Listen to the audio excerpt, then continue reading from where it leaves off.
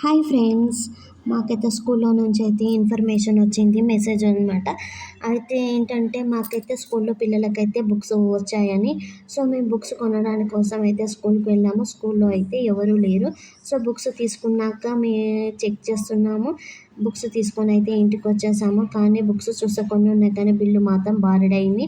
So సాయంత్రం మా మామయ్య ఆఫీస్ నుంచి వచ్చాక తెచ్చిన బుక్స్కి మొత్తం షీట్స్ అయితే వేశారు. సో షీట్స్ వేస్తుంటే మేమైతే వాటికి ఊడిపోకుండా ప్లాస్టర్ అయితే పెట్టాము.